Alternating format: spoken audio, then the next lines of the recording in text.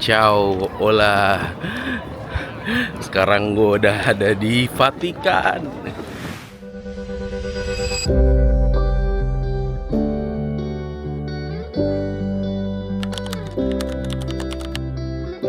Ini bakalan jadi pengalaman paling berkesan karena gue cuma ada 8 jam di Roma. Can you imagine 8 jam di Roma? Apa aja sih yang bisa lo explore? First thing in mind, gue pasti langsung ke Vatikan. Ikutin perjalanan gue. Oke, udah masih sih di gate. Tadi habis ngeliat, ternyata flight besok udah muncul di gate E. Ini sangat-sangat thoughtful ya. Baru landing, padahal sebenarnya flightnya besok ke Istanbul dan udah muncul loh. Tadi gue mau naik Ryanair. Jadi tadi Ryanair affiliated sama namanya Lauda Europe. Nah, kenapa? Karena ini sangat wajar banget di Europe. Itu semua maskapai affiliate sama berbagai macam maskapai. Kenapa? Karena tujuannya menghemat cost. Jadi mereka bisa sharing nih. Gue KFC menarik. Lapar guys. Padahal di sini gue makan mulu. Gue literally makan mulu. Sehari bisa makan 4 kali gue rasa. Tapi ya gitu ya, bukan makan nasi gitu kan. Jadi pasta lah, kemarin makan schnitzel lah. Terus makan paling sering baget lah. Atau sandwich gitu. Jadi selalu banyak hal-hal yang gue makan di sini. Karena seru sih. Nah besok gue ke situ. Besok gue nanti malam deh kayaknya gue mau ke Plaza Premium Lounge. Jadi gue mau nyobain lounge yang ada di Fiumicino gitu. Bagus loh guys.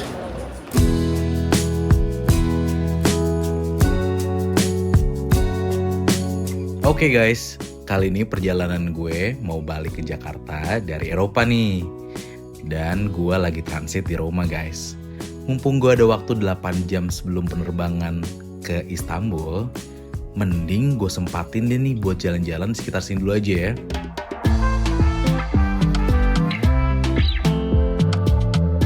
Ciao, hola. Sekarang gue udah ada di Vatikan, di Roma. Wow, amazing.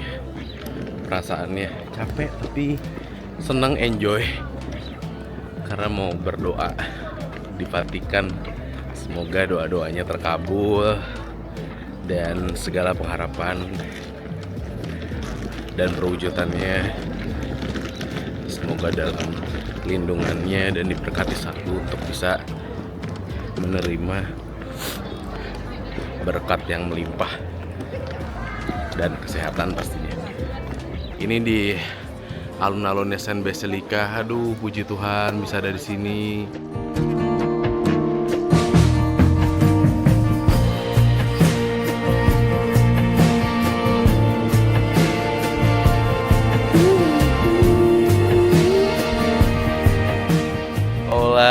Back again with me.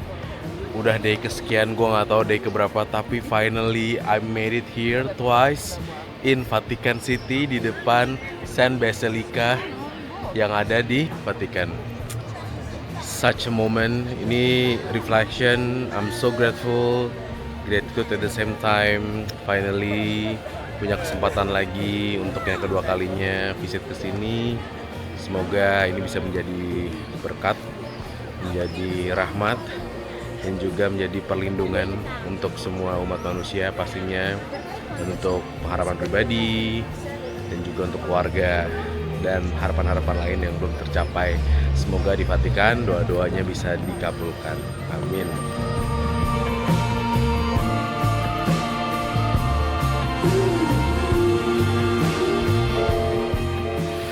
Okay, so it's a final day in Europe because I'll be leaving tomorrow to Istanbul.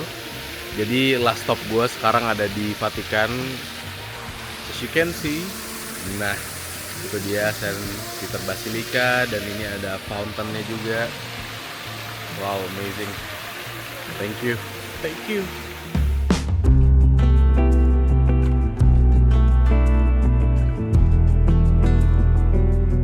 sekarang udah jam 3:30 pagi dan gue udah check-in.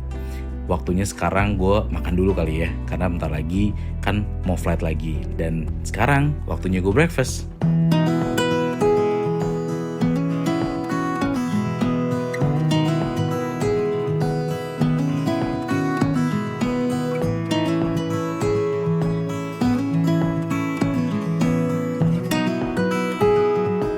Oke, back to me. Back again. Ini sekarang udah mau jam 6, udah mau boarding.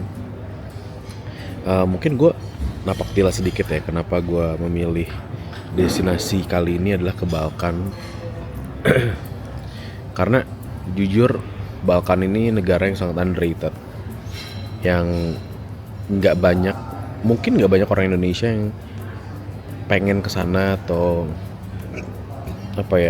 pengen explore gitu. Negara-negara sebenarnya kan kurang begitu familiar, dan juga konon mungkin di pikirannya adalah negara-negara yang mungkin miskin karena pecahan Rusia, pecahan Yugoslavia. Turns out ini gue membuktikan bahwa negara-negara ini tuh sangat well developed. Mungkin bukan negara yang benar-benar udah maju ya, tapi still part of the European countries atau European Union yang memang udah mulai emerging gitu. Banyak industri-industri, kayak kemarin gue di Ljubljana di Slovenia, guide-nya kasih tau gue bahwa industri farmasi mereka tuh berkembang banget. Banyak brand-brand farmasi terkemuka dari Slovenia yang juga udah melakukan ekspor ke Euro country lainnya. Dan surprisingly Kroasia juga salah satu industri yang kuat di sisi coal dan mining kalau nggak salah. Dan Austria itu juga kemarin gue lihat sepanjang perjalanan itu banyak banget turbin gitu, kayak di Amsterdam rasanya. Jadi mereka pun juga melakukan ESG lah ya, maksudnya environmental government yang sustainable gitu. Jadi ini harapannya sih sebenarnya bisa membangun turis-turis dan kepercayaannya publik buat ke negara-negara di Balkan. Mungkin Austria nggak part of Balkan, tapi karena tadi gue ke Kroasia, ke Bosnia, ke Montenegro, Slovenia, itu ya vibes-nya beda. Jadi lo bisa dapetin secara landscape, scenery, views-nya seperti mungkin di Roma, di Spanyol, atau di Itali gitu ya, yang mungkin lebih famous, sering kedengeran buat traveler Indonesia. Tapi you should consider Balkan sih for your next trip. I can guarantee bakal amaze sama nature-nya, landscape-nya. Dan surprisingly euro kan lagi, rupiah lagi melemah banget ya, euronya lagi ini. Nah surprisingly di Balkan tuh, di negara Balkan juga murah sih. Tapi the cheapest ever yang gue pernah kunjungi ya, menurut gue tuh Bosnia dan Montenegro tuh termasuk murah loh. Dan kemarin gue ke Slovenia tuh murah tuh dalam artian mungkin kalau lo kayak lo dinner atau makan di Paris, di negara-negara yang Eropa Barat lah ya, jadi kayak Prancis, Amsterdam, Belanda, mungkin Itali, itu kan biasanya mungkin range-nya 15 sampai 20-30 lah kalau yang normal di restoran.